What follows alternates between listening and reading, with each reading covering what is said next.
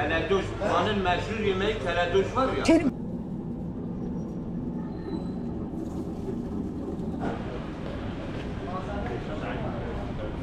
من اما اینو میخوام تو بیا اینجا.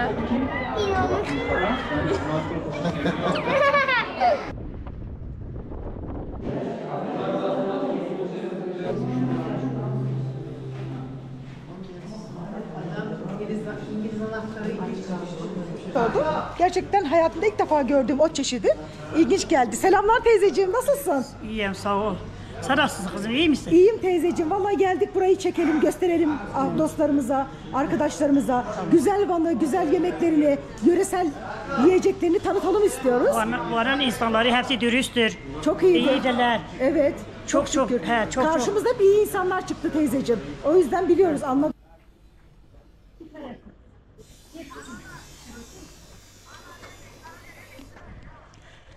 Günaydınlar, herkese selamlar. Van'dayız. Van'da Meydan Sokak'ta, çarşıda geziyoruz. Peynirciler Çarşısı'nı arıyorum.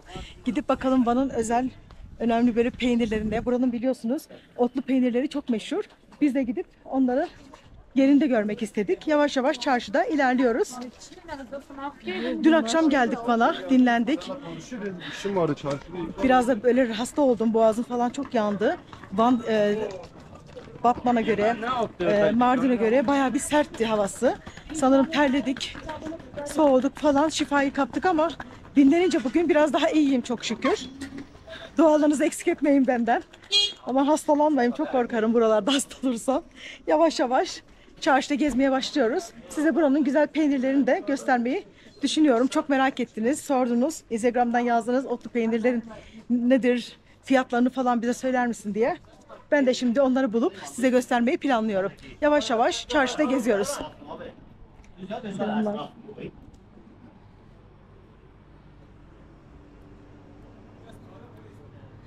Hemen Van merkezde Meydan Çarşısı diye girdiğinizde zaten çarşıya girmiş oluyorsunuz. Yavaş yavaş ilerleyelim. Selamlar, hayırlı işler. Bu peynirciler çarşısı varmış abi. Hemen yanında. O tarafta mı? Ya, oradan içeri gir. Ha, tamam, tamam. Teşekkürler. Evet, hemen bu sokaktan girdiğimizde peynirciler çarşısıymış. Girelim bakalım biz de. Esnaf açtı dükkanları. Yavaş yavaş hareket başladı. Evet. Hemen tarihi peynirciler çarşısı diyor. Şöyle size göstereyim. Buradan giriyoruz ve peynirleri görmeye başlayacağız şimdi. Bunlar yemek mi oluyor yoksa çay falan mı? Yemeklik. Yemeklik. Bunlar meşhur keledoş otu. Bunlar hep böyle yemekleri konuyormuş. Çok ilginç. Ben de ilk defa gördüm. Keledoş otu söylesem millet anlar. Efendim? Keledoş. Van'ın meşhur yemeği keledoş var ya. Van'ın meşhur yemeği keleduşmuş. Onun içerisine konulan otlar bunlar. Çok güzel, organik böyle değişik otlar gördüm burada. Biz de Kıbrıs'ta kendi yöremize özgü otlar toplayıp yemekler yapıyoruz. Burada da bu şekilde böyle otlar gördüm. Gerçekten hayatımda ilk defa gördüğüm o çeşidi ilginç geldi. Selamlar teyzeciğim, nasılsın? İyiyim, sağ ol. Sen nasılsın kızım, iyi misin? İyiyim teyzeciğim. Vallahi geldik burayı çekelim, gösterelim dostlarımıza, arkadaşlarımıza. Güzel Van'ı, güzel yemeklerini, yöresel yiyeceklerini tanıtalım istiyoruz. Van'ın insanları hepsi dürüsttür. Çok iyidir. İyidirler. Evet. Çok.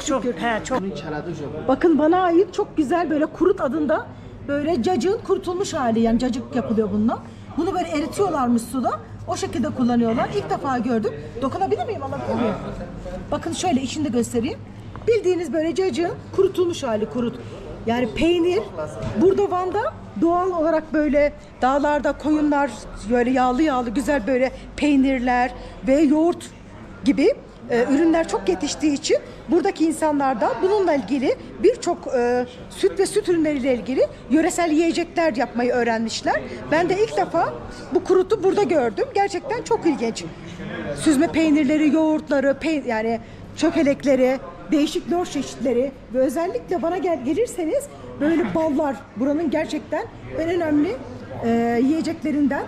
Ballar da çok önemli. Satılıyor. Bu ne abi? Mendedir hocam. Bu ne? Mende. Ne demek yani? Bu zekayı geliştiriyor abla. Ha, bu zekayı geliştiren bir yiyecek çeşidi. Gerçekten hayatımda ilk defa gördüğüm böyle güzel değişik yöresel ürünleri burada gördüm. Yolunuz düşerse bu peynirciler çarşısına gelebilirsiniz. Meşhur Norduz Besin Pazarı bu konuda gerçekten çeşit olarak çok fazla ürün satıyor. Yolunuz düşerse hemen tabii çekeriz. Yolunuz düşerse buralara gelip alışveriş yapabilirsiniz. Şöyle içeriği de size göstereyim, giriyorum yavaş yavaş. Bunlar böyle bakın, gördünüz mü? Ne kadar güzel. Doğal peynirler, ballar, dibek kahveleri. Bu dükkanda yani yok her şey var. Gelip alabilirsiniz. Otlu peynirler, süzme yoğurtlar. Bu da mı böyle otlu peynir abi? Aynen, bu toprağa gömülü. 7-8 ay toprakta bekliyor. Kars kaşarı gibi. Ha, Kars kaşarı gibi Aynen. toprağa gömülüyor. Bu kaldıkça lezzetlenir abla. Anladım. Bunlar da bidon peynir gibi sanki. Bunlar böyle bu şekil beşlik bidonlar. Bazı müşterilerimiz ister bunu bu şekilde göndeririz abla. Ha, yani siz mesela Türkiye'nin herhangi bir yerinden kargolama yapıyor musunuz? Zaten istediği her yere kargo Size ne göndeririz. şekilde ulaşsınlar? Meşhur. Meşhur Norduz Besin Pazarı. Kartımız var şu şekil abla. Evet. Numaramız da var üstünde. Evet. Norduz Besin Pazarı görmüş olduğunuz gibi. Buradan internet üzerinden de telefon açıp sipariş verebiliyorsunuz. Ödemeyi yaptıktan sonra kargo ile sizin olduğunuz yere ürünleri gönderebiliyor abimiz. Tabii. Çok teşekkür ederim.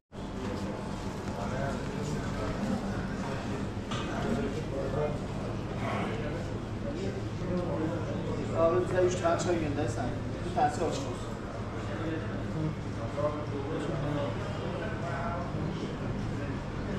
Meşhur peynirciler çarşısını gezdik. Esnafımızla sohbet ettik. Güzel peynirlerin tadına da baktık. Gerçekten yolunuz düşerse peynirciler çarşısına gelip oradan ürün alabilirsiniz. İnternet üzerinden satışları da var dediğim gibi. Gerçekten doğunun insanı, doğunun kültürü beni çok şaşırttı. Çünkü buralara gelmeden önce, buralara yani bilmeden önce insan tabii acaba nasıl hani davranırlar bize, biz bir yabancı olarak buraya geldiğimizde ne gibi şeylerle karşılaşırız diye düşünüyorduk ama gerçekten bizi çok şaşırttı. İnanılmaz misafirperverler, inanılmaz iyiler. Karşımızda hep iyi insanlar çıktı. Buradaki karşıma çıkan tüm insanlara buradan her zamanki gibi selamlarımı yolluyorum. Teşekkür ediyorum. Şimdi Sanat Sokağı varmış. Orayı arayıp orayı bulacağız. Biraz da size Sanat Sokağı'nda görseller vermek istiyorum. Caddede şimdi yürüyoruz arkadaşlar.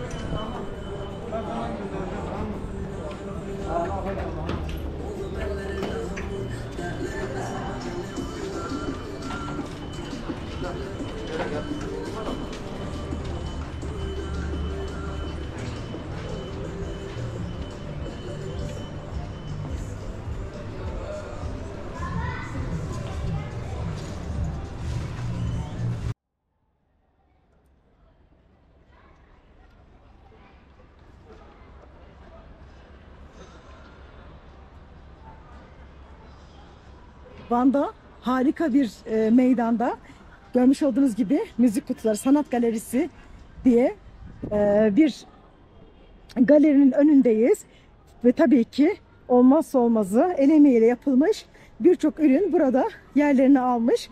Gelen gidenler hem burada oturup dinleniyorlar.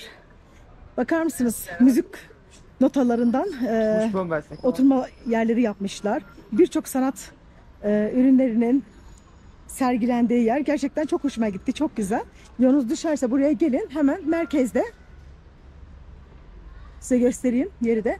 İpek Yolu Atatürk Sanat Galerisi'ymiş burası arkadaşlar. Gerçekten şahane. Çok beğendim burayı. Yani fotoğraf çekmeyi sevenler için burası ideal yerlerden bir tanesi olabilir. Size böyle göstermek istedim. Havada gerçekten böyle esiyor. Gezmek için de harika bir gün seçtik. Şansımıza rahat gezebiliyoruz. Sanırım bu akşamları bu caddenin girişlerinde falan böyle canlı müzik yapıp insanlar eğleniyorlarmış. Bunu da öğrendik. Burada sanat galerisinin önünde çok güzel sanat eserleri sergileniyor. Dediğim gibi yolunuz düşerse gelip buraya oturup hem biraz soluklanıp dinlenebilirsiniz hem de güzel fotoğraflar çektirebilirsiniz. Şimdi ben birkaç tane fotoğraf çektireceğim. Van'da gene size güzel, ilginç bir resim göstereceğim. Nedir bu resmin özelliği? Bakar mısınız? Ne kadar güzel ve yanında bir tane daha var. Bu resmin nedir özelliği diye soracak olursanız, bu resmi bakar mısınız? Şişe kapaklarından yapmışlar. Çok ilginç değil mi?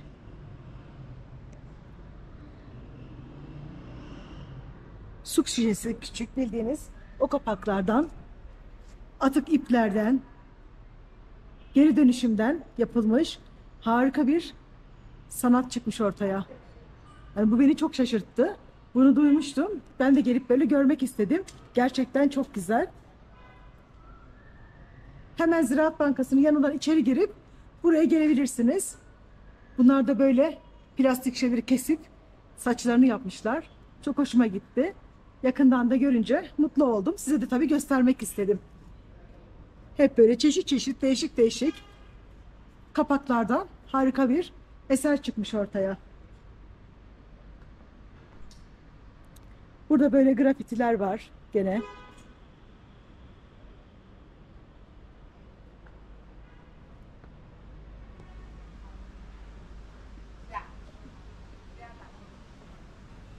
Şöyle size uzaktan da göstereyim. Kaplumbağa terbiyecisi. Gene aynı şekilde geri dönüşümden yapılmış. Duvarlarda. Gelenlerin de burada ilgisini çekiyor. Ben de geldim. Buraları size göstermek istedim. Bu görmüş olduğunuz kafede sanırım geri dönüşüm kafesi olarak geçiyor. Şimdi sorarım, onu da öğrenirim size. Hemen İran Çarşısı'nın girişinde burası. Yolunuz düşerse gelip burada böyle birkaç dinlenip hem de bu sanat eserlerini izleyebilirsiniz.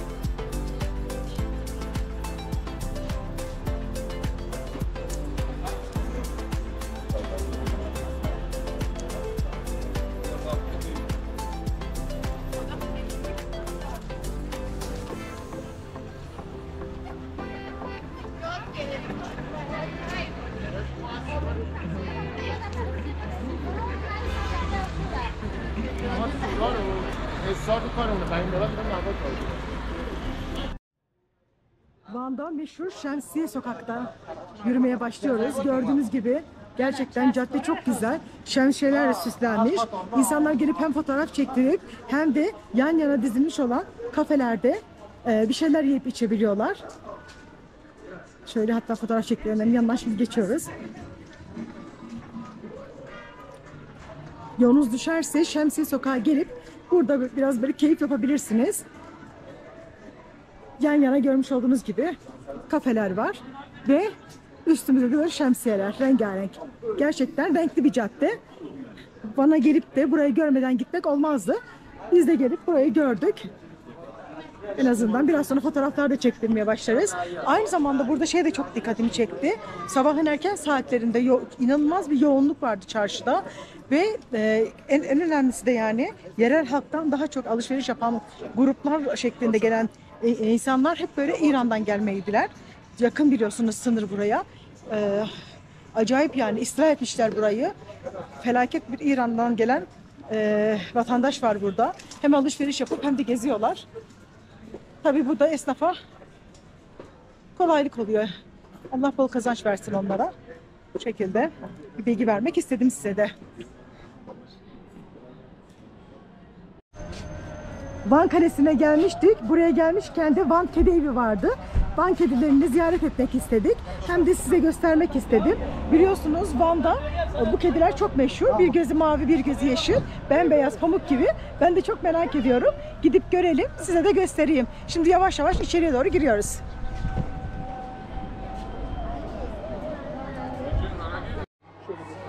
Van'a gelmişken Van kedilerini de tabii ki size göstermek istedim. Gördüğünüz gibi yoğun bir ziyaretçi akını var burada. Şimdi size Van kedilerini gösteriyorum. Burada insanlar gelip böyle kedileri görüyorlar. Tabii kediler bazıları cıvınadı da.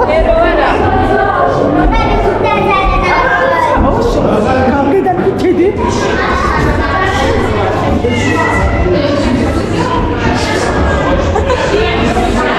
YouTuber.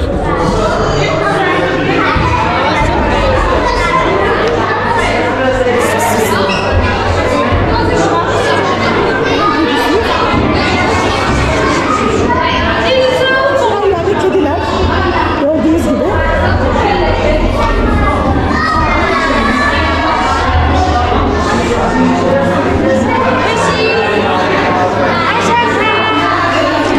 Bir gözleri mavi, bir gözleri yeşil. Böyle geziyorlar. İnsanlar da fotoğraf çektiriyor bunları.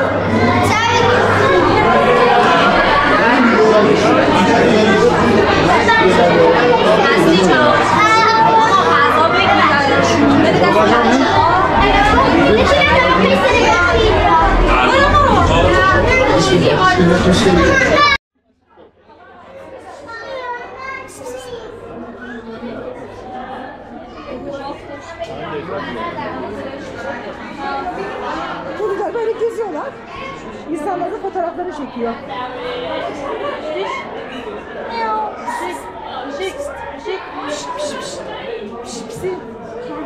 Anlamaz bir şey.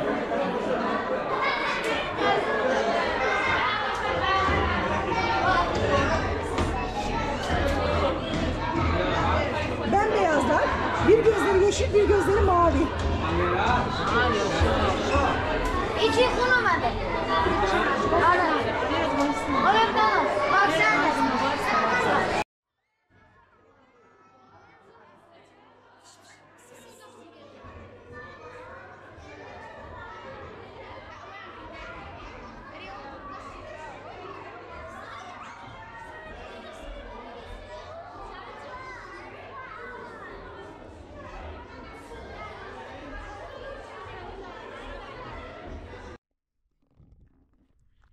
Van Kalesi'ne geldik.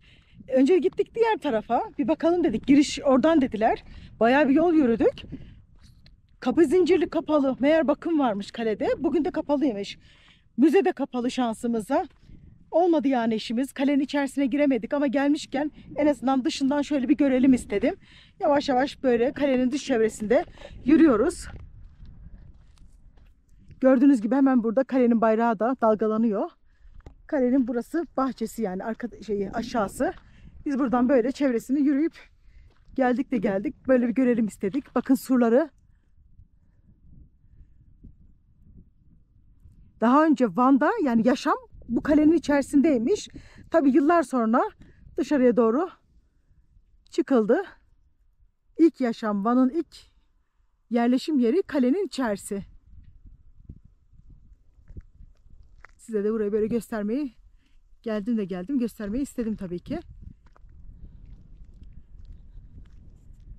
Evet. Gerçekten Van'a gelirseniz gezilecek, görülecek noktalar oldukça fazla. Kalesiyle, kedi evleriyle, güzel sanat sokaklarıyla, Van Gölü'nü zaten söylememe gerek yok. Güzel noktaları var. Özel, geleneksel, yöresel tatlarıyla gelebilirsiniz. Biz beğendik. Umarım siz de beğenirsiniz Van'ı.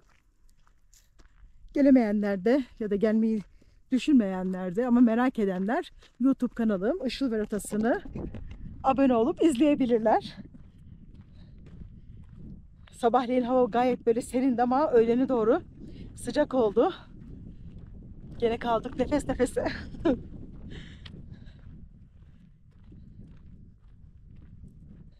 Böyle aşağı doğru yürüyelim bakalım o yeşillik olan bölgede ne var. Bir de onu görelim. Oradan artık döneceğim.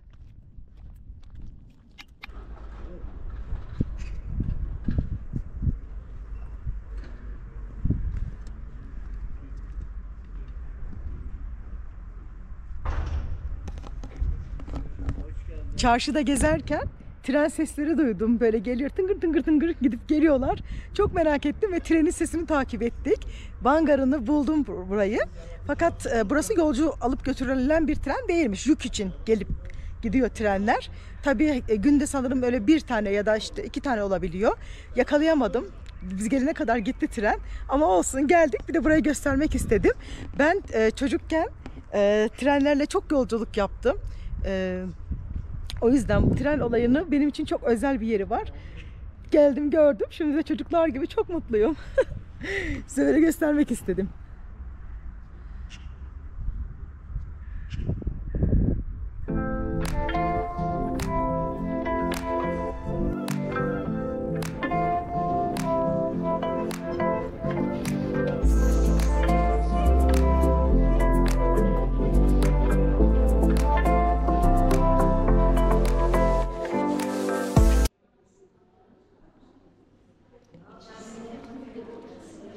Günaydınlar, herkese selamlar. Kanalıma, yoluma, yolculuğuma hoş geldiniz. Bugün sizi Van Müzesi'ne getirdim.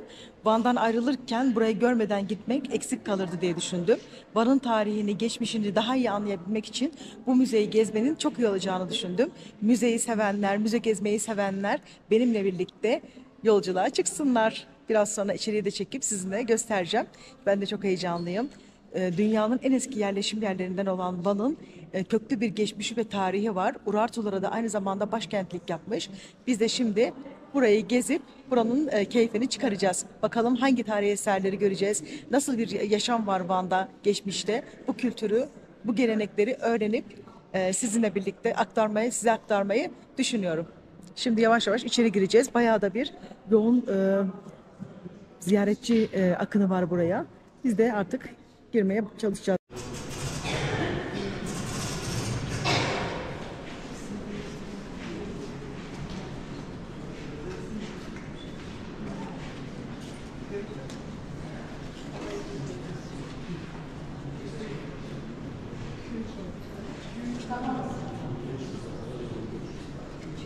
Efendim güzel bir kronolojik sıralama sonuna geldik. Müzenin direkt bir şekilde başlıyor. Van'daki tarihin başlangıcını güzel bir şekilde burada anlatmışlar. Paleolitik çağ dediğimiz çağ ile başlıyor.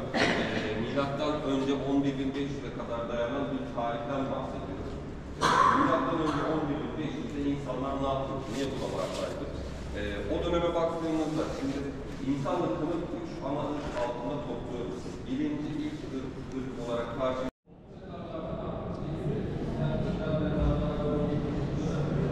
Toplu mezarları o döneme ait. Görüyorsunuz kemikleri de.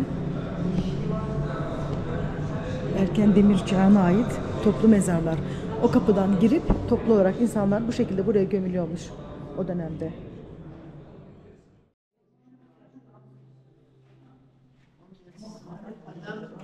İngiliz anahtarı İngiliz anahtarı var. Orası da şey.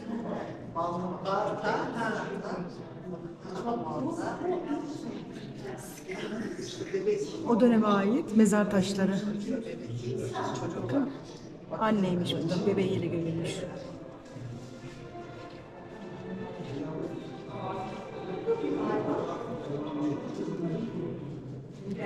Fark ettiyseniz gözlerine bu şekilde değerli taşlar koyuyorlarmış. Nasıl ahirette gittiğimizde sevaplarımızla rahat bir şekilde Sırat Köprüsü'nden geçeceğimize inanıyorsak, o dönemde bu dönemde yaşayan insanlar da gözlerine böyle değerli taşlar koyup o taşları vererek diğer tarafa geçeceklerine inanıyorlarmış. O yüzden gözlerini oyup ölülerin değerli taşlar koyuyorlarmış. Aynı zamanda şunu da öğrendik. Mesela bir kral öldüğünde karısı ve askeri de onunla birlikte ölmüş ya da ölmemiş fark etmez. Diri diri toprağa gömülüyormuş. Askeri onu diğer tarafta korusun, eşi de yanında olsun diye. Çok ilginç, enteresan bir hikaye bu da. Bunu da öğrenmiş olduk.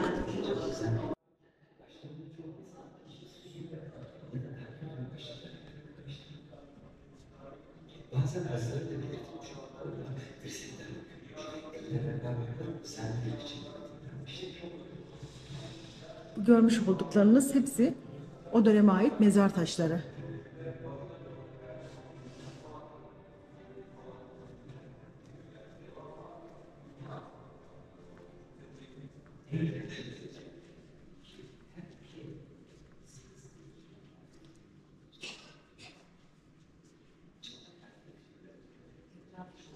Urartu kalkanları, Urartu dönemine ait. Gene çanak çömlekler. Bakın ne kadar farklılaştı artık. İlk gördüğümüz çanak çömleklerle bunlar, fark ettiyseniz, yavaş yavaş değişim başladı.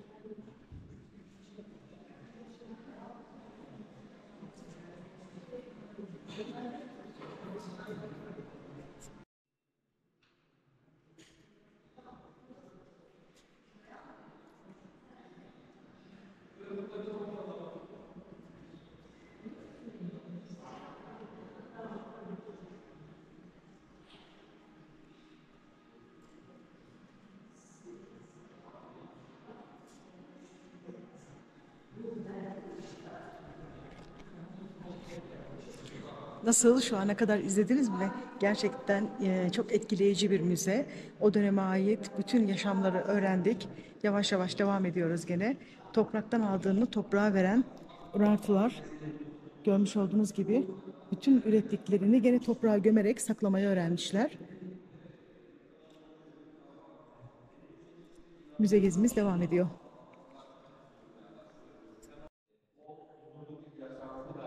Şimdi savunma sistemlerini öğreniyoruz. Urartuların görmüş olduğunuz gibi mızrak uçları ve o dönem kullanmış oldukları silahları.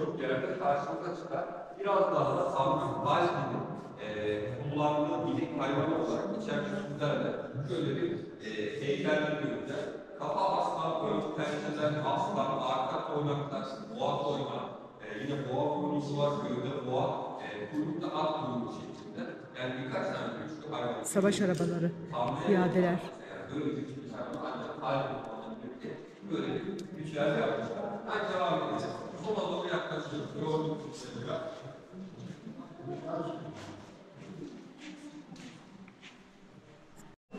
Urartular Tanrı'ya sıvı ikram ediyorlar. Onun içtiğini düşünüyorlar. Böyle o döneme ait kadınlar böyle bir çukura suyu döküyorlar ve onu Tanrı'nın içtiğini düşünüyorlar. Böyle bir inançları var.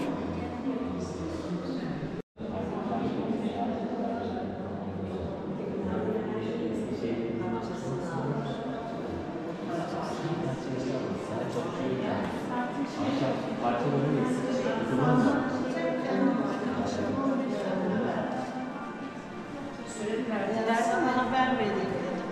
Ha verecek mi? Bak şöyle bir şey almak lazım. Bayanın. Evet çok güzel.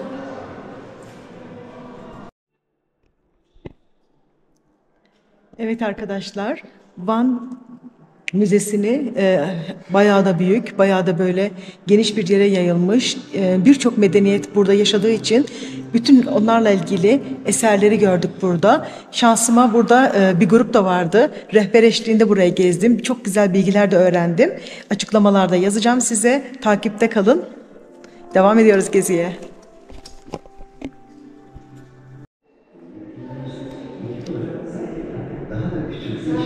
Bu bölgede kilim ve kilimcilik geçmişe dayanıyor. Tarihi, görmüş olduğunuz gibi o döneme ait kilim boyası yapan bir kadın figürü.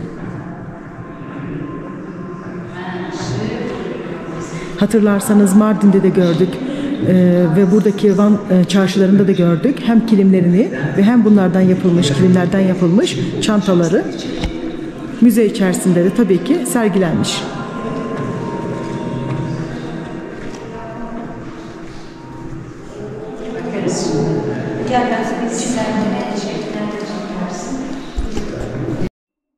Ne yazık ki yurt dışına kaçırılan Urartu eserleri de biliniyor.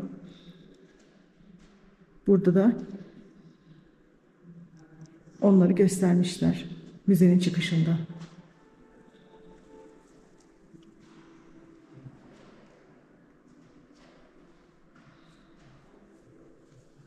Mesela bu Almanya'ya gitmiş. Gene Almanya. Yazık. Gerçekten tarihimize, değerlerimize sahip çıkalım. Bu gibi şeyleri gördüğümüzde yetkililere bildirmek gerekiyor. Şahit olursanız. Benim söyleyeceğim bunlar. Yavaş yavaş artık müzeden çıkıyoruz. Umarım keyifli bir gezi oldu benim için. Sizin için de öyle olmuştur. Beğenmişsinizdir videolarımı. Gerçekten çok güzel bir tarihe şahitlik ettik. Diğer videolarda görüşmek üzere. Kanalıma abone değilseniz abone olmayı mutlaka unutmayın. Videolarımı beğeniyorsanız like yapın. Etkileşim halinde kalalım. Açın, vaktiniz yoksa video dönsün. İzlenme sayımın artması benim için çok önemli. Bunlara benim için de yani destek olursanız bu gibi konularda çok mutlu olurum. Bay bay.